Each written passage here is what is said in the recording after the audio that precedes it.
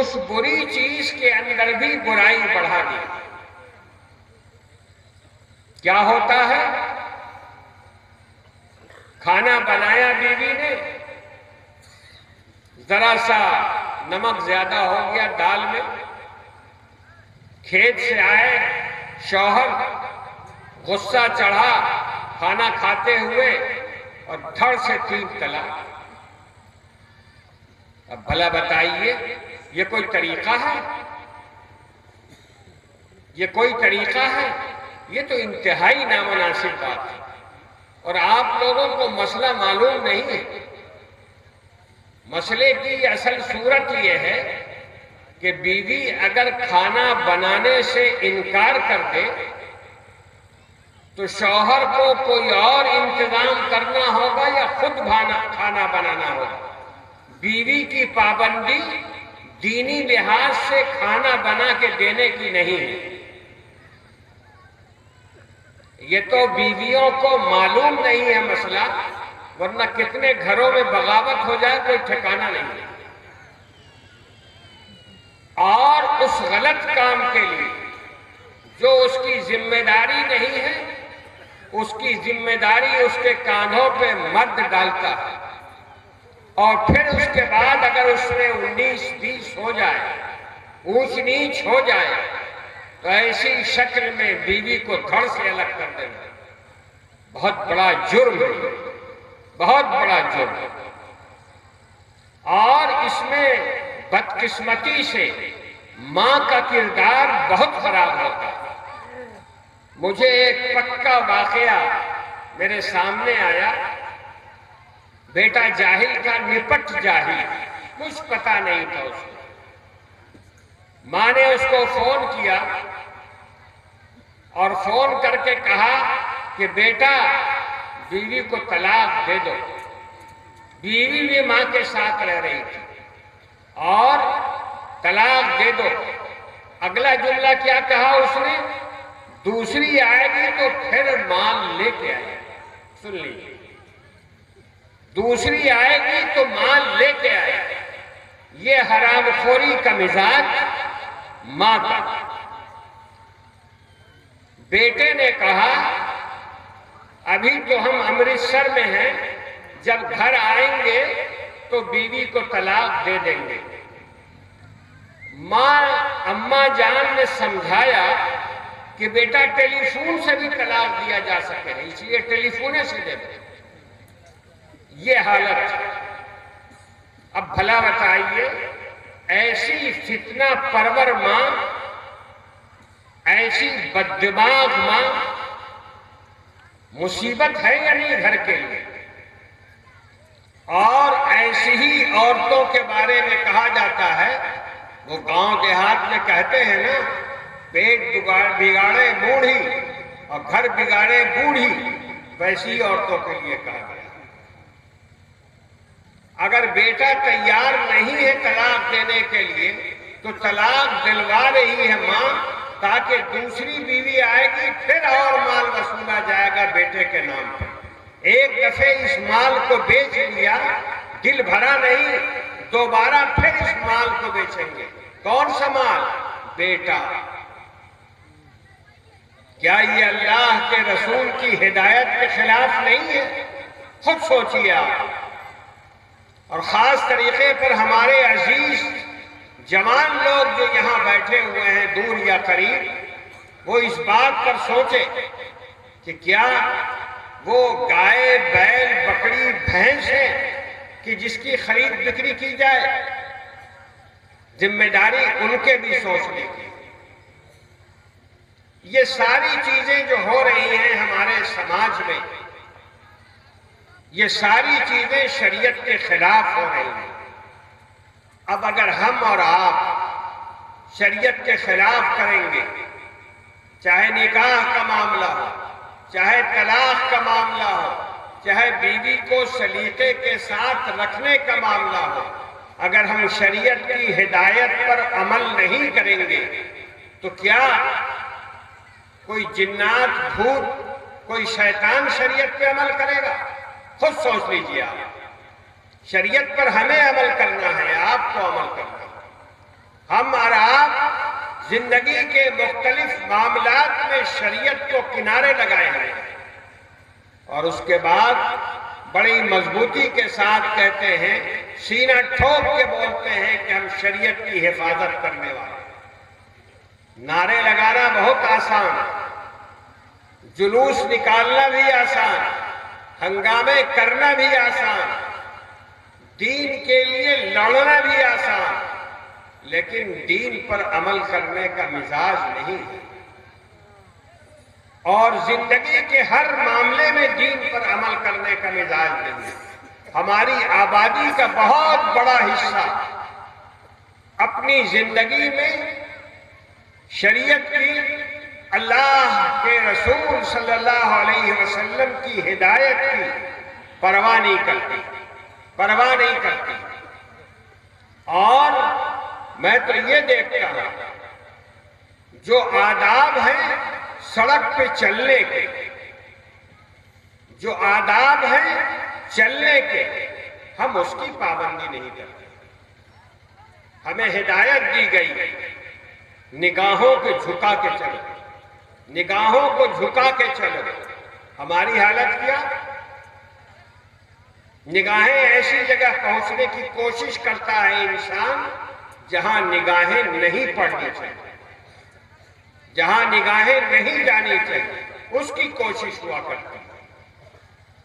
اور آج کل کے نوجوان ہمارے عزیز جو موٹر سائیکل والے ہیں، ان کا ستم تو دیکھنے والا ہے۔ کچھ پتہ نہیں، موٹر سائیکل تو خرید لی، کچھ پتہ نہیں آداب کیا ہیں اس کے رکھنے کے، آداب کیا ہیں اس کے چلانے کے۔ دو مل گئے، ایک ادھر سے آ رہا ہے، ایک ادھر سے آ رہا ہے، دونوں نے ایک نے یوں کر دیا سائیکل، ایک نے یوں کر دیا، سڑک رک گئی، گپ ہو رہی ہے، پان چبا رہے ہیں، سگریٹ پھونک رہے ہیں، گپ ہو رہی ہے، پیچھے سے کون آ رہا ہے، راستہ رکا ہے کہ نہیں، چلنے کے آداب کے خلاف ہم یہ حرکت کر رہے ہیں۔ کیوں؟ اس لیے کہ شریعت بچانے کا نعرہ تو ہے، شریعت پہ عمل کرنے کا جذبہ نہیں ہے، اور جب تک یہ جذبہ پیدا اپنے اندر ہم اور آپ نہیں کریں گے، شریعت پہ عمل نہیں کریں گے، یقین مانیے شریعت بچ نہیں سکے، شریعت کبھی نہیں بچ سکے۔ اور اگر آپ نے شریعت پہ عمل کیا، شریعت کے احکام کو مانا، اللہ کے رسول صلی اللہ علیہ وسلم کے احکام کو مانا، تو یقین مانیے دنیا کی کوئی طاقت شریعت کے کو ایک حرف بھی نقصان نہیں پہنچا سکتی۔ ہمارا عمل شریعت کی حفاظت کے لیے بہت مضبوط کھوٹا ہوگا، اور ہم میں سے ہر آدمی اس کھوٹے کو گاڑ کے چلے، اگر شریعت بچے گی، شریعت بچی رہے گی۔ اس لیے میرے بھائی، آپ نے جلسہ کیا، بہت مبارک۔ ہمارے عزیز نوجوانوں نے بڑی ہمت سے کام لیا، بڑی محنت سے کام کیا۔ ان کا شوق تھا کہ میں یہاں آؤں، میں حاضر ہوں گا، لیکن میں گول گول بات کہہ کے آپ کو خوش کر کے اور چلا جاؤں، یہ ایمانداری نہیں ہے، یہ بے ایمانی ہے۔ میں جو محسوس کر رہا ہوں وہ میں آپ سے کہوں گا اور کہتا رہوں گا۔ آپ نے جلسہ کیا، بڑے اچھے جذبے کے ساتھ جلسہ کیا۔ اب آپ ایک تھرمامیٹر اپنے پاس رکھیے، اور وہ تھرمامیٹر یہ ہے کہ اس جلسے کے بعد آپ کی مسجدوں کی آبادی کتنی بڑھی، آپ کی گھر کی عورتیں نماز کی کتنی پابند ہوئی، روزے کی کتنی پابند ہوئی۔ یہ اللہ کا فضل ہے کہ بہت بڑی جماعت ہماری مردوں کی بھی اور عورتوں کی بھی روزے کی پابند ہے، یہ اللہ کا بڑا فضل ہے۔ لیکن نماز کے سلسلے میں بڑا ڈھیلا پن ہے، بڑی کمزوری ہے۔ اس کمزوری کو جتنا جلد ہم دور کریں اتنا ہی اچھا۔ اور پھر زندگی کے جو معاملات ہیں جس کی مثال ہم نے دی آپ کے سامنے، ان معاملات کو درست کرنے کی ذمہ داری بھی ہماری ہے۔ اگر ہم دین و شریعت پہ عمل کریں گے کوئی کچھ بگاڑ نہیں سکے گا۔ پارلیمنٹ میں 1000 قانون بنے، سپریم کورٹ 1000 فیصلہ دیتا رہے، اگر آپ اور ہم شریعت پہ عمل کرتے رہیں گے رضاکارانہ طریقے سے، شریعت بچی رہے گی، شریعت محفوظ رہے گی۔ میں ایک بات کہوں اور آپ اس کو اپنی دل میں جگہ دیجیے۔ مجھے بتایا روس کے ایک آدمی نے، روس میں تقریباً 70 سال تک مذہب پر پابندی لگی رہی، مذہب کا وہاں کوئی نام نہیں لے سکتا تھا، اور ایسی حالت میں آپ یقین کریں جب میں روس گیا، اور اس وقت روس ٹوٹا نہیں تھا، روس ایک تھا اور دنیا کی بہت بڑی طاقت تھا، امریکہ کا مقابلہ کیا کرتا تھا، اس وقت میں گیا تھا، لیکن اس وقت معاملہ کچھ ڈھیلا ہونا شروع ہو گیا۔ میں جب روس گیا مجھے حیرت ہوئی، نوجوان آدمی ہے، حافظ قرآن ہے، تنہائی میں آیا، میں نے اس سے پوچھا کیا کرتے ہو؟ کہنے لگا کہ میں فلاں دکان میں کام کرتا ہوں۔ اچھا تم عربی کیسے بول سکتے ہو؟ کہا کہ عربی سیکھی ہے اپنے شیخ، اپنے استاد سے۔ کیسے سیکھی؟ تنہائیوں میں سیکھی، اکیلے میں سیکھی۔ کیوں سیکھی؟ اس لیے سیکھی کہ یہ قرآن کی زبان ہے، یہ جنت کی زبان ہے، یہ اللہ کے رسول کی زبان ہے۔ اب آپ سوچئے روس کے جیل خانے جیسی جگہ میں، پورا ملک جیل خانہ، اور اس کے اندر لوگ عربی سیکھ رہے ہیں خاموشی سے، چپ چاپ، اس میں لوگ قرآن مجید یاد کر رہے ہیں، اور کس طرح یاد کر رہے ہیں؟ استاد صبح میں ایک جنازہ اٹھاتا، مصنوعی جنازہ، اوریجنل جنازہ نہیں، 4 کونے پہ 4 آدمی اٹھایا انہوں نے جنازہ، دور قبرستان لے گئے، ساتھ میں 2-4 بچے بھی ہیں، لوگ سمجھ رہے ہیں کہ جو مرا ہے اس کے پوتے ناتی وغیرہ ہیں۔ پہنچ گئے قبرستان، قبر کھلی ہوئی ہے، استاد بھی قبر میں چلا گیا، لڑکے بھی قبر میں چلے گئے، اور جو 3 آدمی اور جنازہ ڈھو رہے تھے وہ ذرا آگے بڑھ کے دیکھنے لگے، کوئی آ تو نہیں رہا ہے۔ اس طرح دن بھر محنت کر کے استاد اپنے 3-4 شاگردوں کو قبر میں بیٹھ کے قرآن مجید یاد کرا رہا۔ نتیجہ اس کا یہ ہوا کہ جب روس ٹوٹا، روس کو آزادی ملی، تو وہاں سینکڑوں حافظ موجود تھے، سینکڑوں لوگ دین پر عمل کرنے والے موجود تھے۔ مسجدوں کو توڑ دیا گیا، مسجدوں پہ تالا لگا دیا گیا، لیکن لوگوں نے اپنے گھروں میں اسلام کو زندہ رکھا۔ وہ باہر نماز نہیں پڑھ سکتے تھے، لیکن گھر میں ہر ایک آدمی نماز پڑھتا تھا۔ نتیجہ اس کا یہ ہوا، 1000 پابندیوں کے باوجود لوگ مسلمان باقی رہے۔ کیوں؟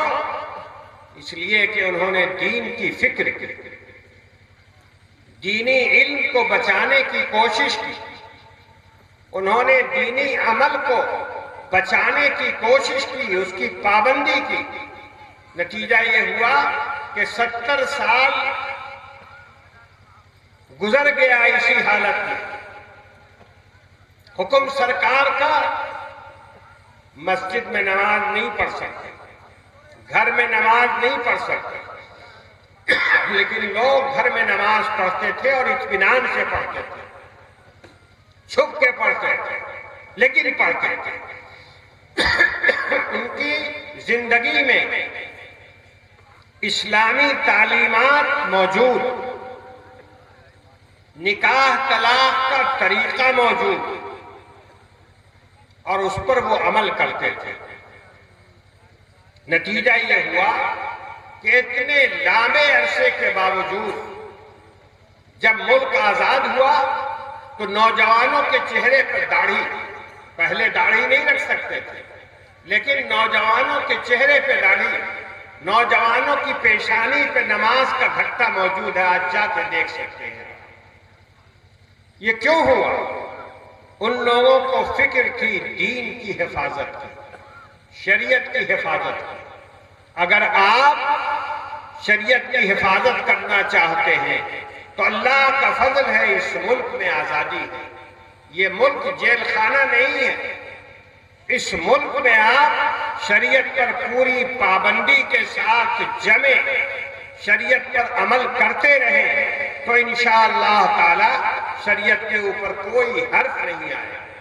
اللہ تعالی ہمیں اور آپ کو دین کے راستے پر چلائے۔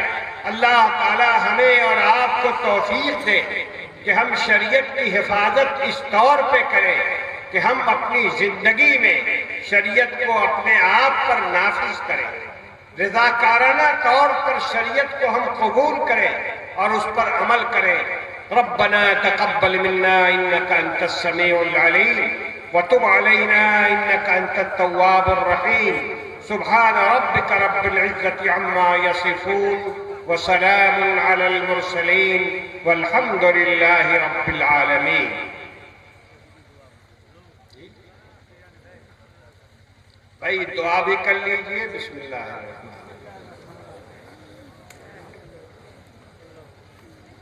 ربنا آتنا في الدنيا حسنة وفي الآخرة حسنة وقنا عذاب النار ربنا آتنا في الدنيا حسنة وفي الآخرة حسنة وقنا عذاب النار رب اغفر وارحم واعف وتكرم وتجاوز عما تعلم فإنك تعلم ما لا نعلم إنك أنت الله العز الأكرم ربنا أرنا الحق حقا وارزقنا اتباعه وأرنا الباطل باطلا وارزقنا اجتنابه ربنا أرنا الأشياء كما هي ربنا أرنا الأشياء كما هي ربنا أرنا الأشياء كما هي رب اغفر وارحم واعف وتكرم وتجاوز عما تعلم فإنك تعلم ما لا نعلم اللهم اغفر لي ولوالدي ولأساتذتي ولمشايخي ولجميع المؤمنين والمؤمنات والمسلمين والمسلمات الأحياء منهم والأموات إنك سميع قريب مجيب الدعوات يا أرحم الراحمين ويا أكرم الأكرمين۔ اے اللہ اس جلسے کو قبول فرما دے۔ اے اللہ ہمارے گناہوں کو معاف فرما دے۔ اے اللہ ہماری غلطیوں کو معاف فرما دے۔ اے اللہ ہماری کمی کوتاہی کو دور فرما دے۔ اے اللہ ہمیں حوصلہ دے، ہمت دے کہ ہم پورے عزم کے ساتھ دین پر عمل کریں، شریعت پر عمل کریں، دینداری ہماری زندگی کا حصہ ہو، ہم پرہیزگار بنیں، ایماندار بنیں، امانت دار بنیں، وفا شعار بنیں، پرہیزگار بنیں۔ اللہ تعالی ہم سبوں کو خیر کی توفیق دے، بھلائی کی توفیق دے۔ اللہ تعالی ہم سبوں کو توفیق دے کہ ہم اپنے عمل سے، اپنے طور طریقے سے شریعت کی حفاظت کریں، شریعت پر عمل کر کے شریعت کی حفاظت کریں۔ اللہ تعالی اس آبادی کو ہر مصیبت سے بچائے، ہر بلا سے بچائے، ہر وبا سے بچائے، قحط سے بچائے، پریشانی سے بچائے۔ اللہ تعالیٰ اس آبادی کے اوپر خیر و برکت نازل فرمائے۔ اللہ تعالیٰ اس آبادی کے اوپر خیر و برکت نازل فرمائے۔ اللہ تعالیٰ ہر معاملے میں بہتری فرمائے۔ اللہ تعالیٰ ہر معاملے میں بہتری فرمائے۔ اللہ تعالیٰ جوانوں کو توفیق دے کہ وہ دیندار بنے، پرہیزگار بنے، وفا شعار بنے۔ اللہ تعالیٰ انہیں ایماندار بنائے، انہیں امانت دار بنائے۔ اللہ تعالیٰ انہیں باکردار بنائے۔ اللہ تعالیٰ انہیں باکردار بنائے۔ اللہ تعالیٰ انہیں اچھے اخلاق دے، اللہ تعالیٰ انہیں پورا اخلاص دے، اللہ تعالیٰ سبوں کو جذبہ دے، شوق دے کہ وہ دین پر عمل کریں، اللہ تعالیٰ سبوں کو دین کی راہ پر چلا دے، اللہ تعالیٰ سبوں کو سنتوں کا پابند بنا دے، اللہ تعالیٰ سبوں کو راہ حق پر چلنے کی توفیق دے، اللہ تعالیٰ ہر مصیبت سے بچائے، خیر و برکت دے، کھیتی میں برکت دے، تجارت میں برکت دے، رزق میں برکت دے، زراعت میں برکت دے، اللہ تعالیٰ دنیا اور آخرت میں کامیابی دے۔ ربنا تقبل منا انك انت السميع العليم وتب علينا انك انت التواب الرحيم سبحان ربك رب العزة عما يصفون وسلام على المرسلين والحمد لله۔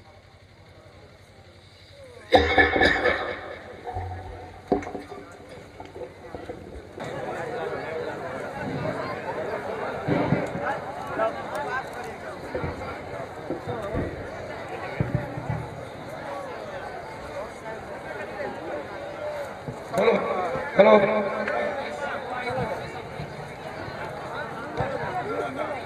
جو حضرات